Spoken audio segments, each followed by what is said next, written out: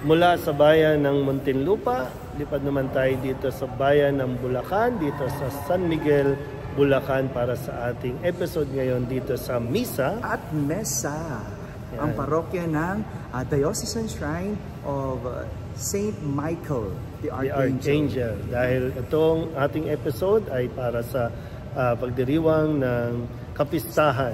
Kapistahan ba o dakilang kapistahan? Kapistahan. Kapistahan ng Arkanghel si Michael, Rafael at Gabriel. Kaya hayaan yung itour namin muna kayo dito sa simbahan, dito sa San Miguel, Bulacan. At samahan niyo kami pagkwentuhan natin kung ano ba ang gampanin o role nitong mga anghel na to sa ating buhay.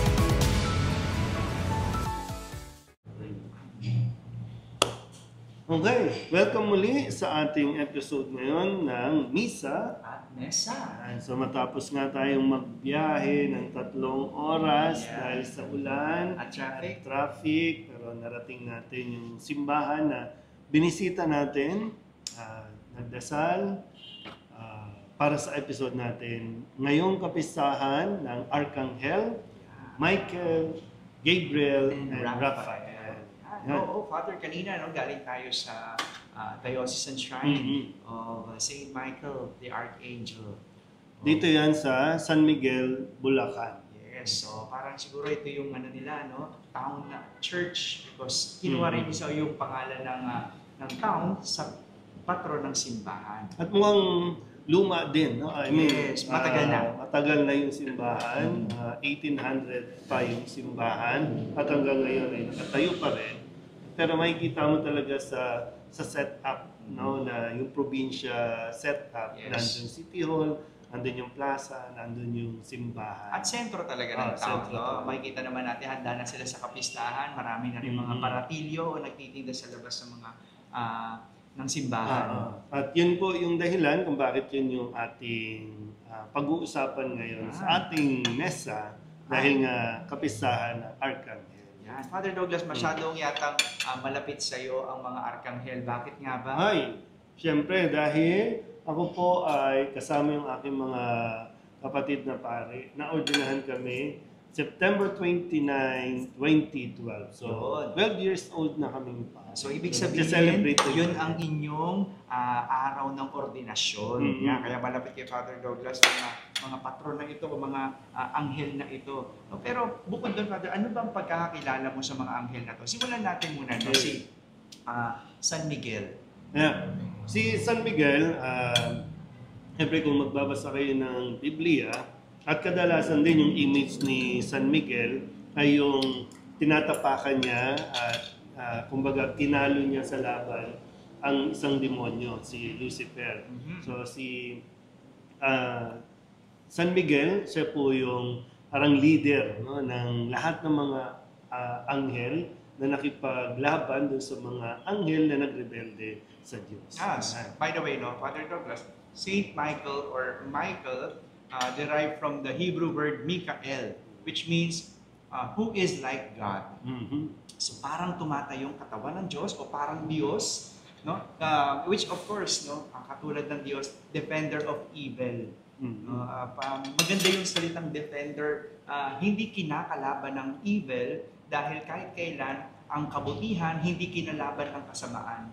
Baliktad, ang kasamaan ang kumakalaban sa kabutihan.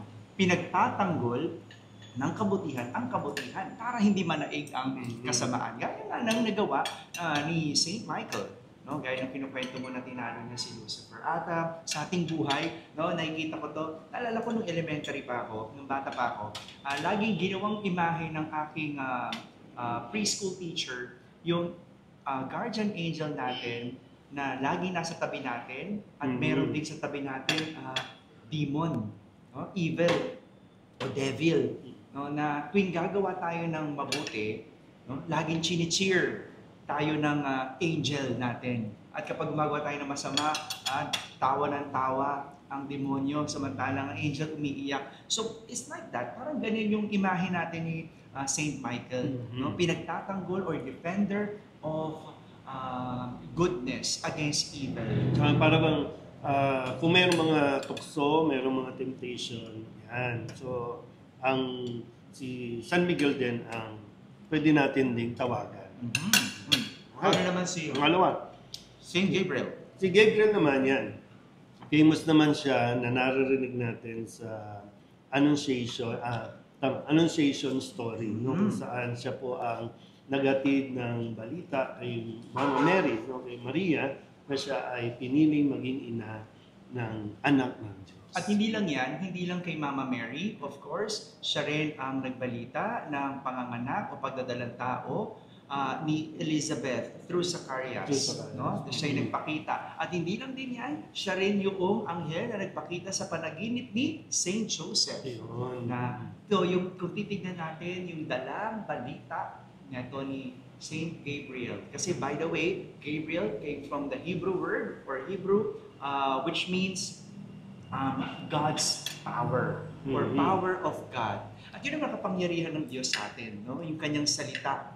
Na sa kanyang salita, ang kanyang plano ay natutupad sa atin. Na sa kanyang salita, tayo ay nagagabayan sa buhay.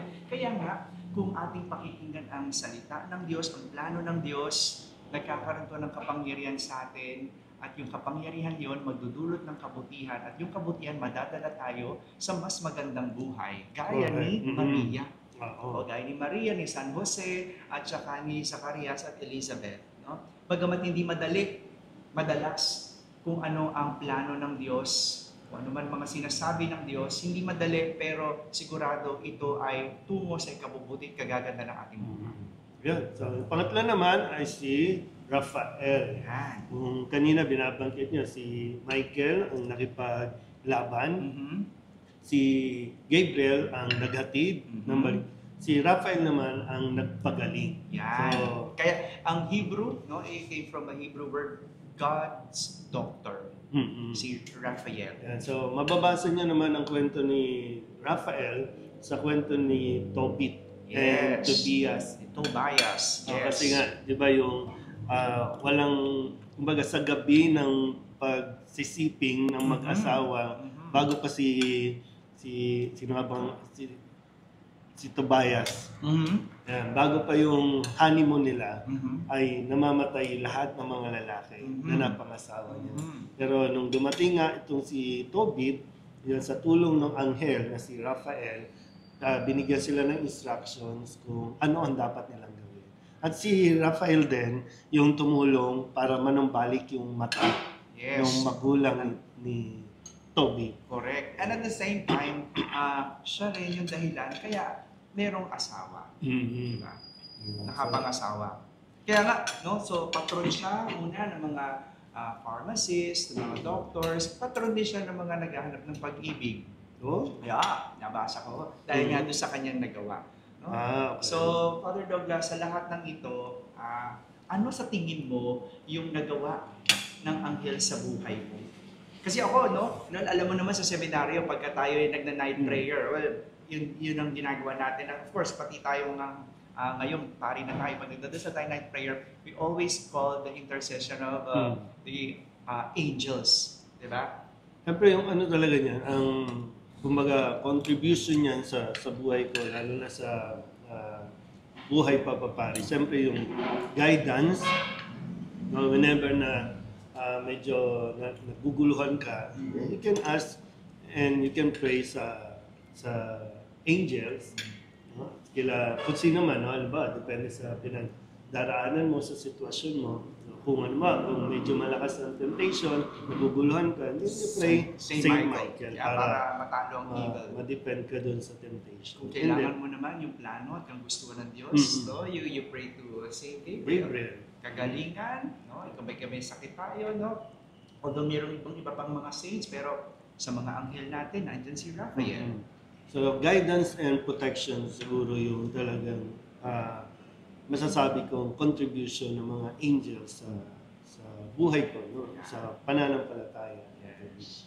And as we call, ako rin, no, tinatawag ko yan or sinasama ko yan sa aking mga panalangin, lalo na kapag ako'y nagpa-travel.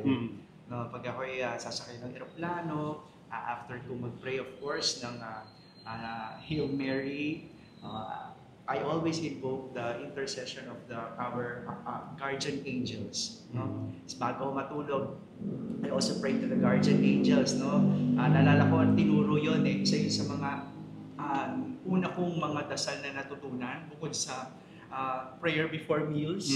No? Yung prayer to guardian angels, angel of God, my guardian dear, to whom God so, kasi pag uuwi ng bago umuwi ng school, no, magdadasal muna kami morning and after magdadasal, so yun yung uwian na prayer. So hindi ko yun makakalimutan na tinuro yan sa amin sa eskwela namin. So bahagi din yan ng ating pananampalataya, yung angels. Maraming angels, ilan lamang sila sa parang na-highlight natin na may malaking contribution.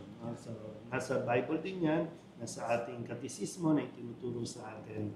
So, hindi man natin sila nakikita, no? Pero nandyan sila at pinadala rin sila ng Diyos para protektahan tayo at gabayan tayo. At para mas makilala nyo pa ang mga archangels natin, so I invite you to attend the Novena Masses, especially doon sa mga patron ay ang mga anghel, sa mga parokya, ipagdiriwang kapistahan na yan sa September 29. Please attend the Masses and listen to the homily. I'm very, very sure isasama ng mga pare sa kanilang homilya at pagninilay ang kwento ng mga arkanghel. At sa mga magulang na nandiyan dyan, sana po ibalik niyo po ulit, no, yung pagkikwento sa inyong mga anak habang sila po ay mga bata pa na magdasal, kausapin ng kanilang mga guardian angels.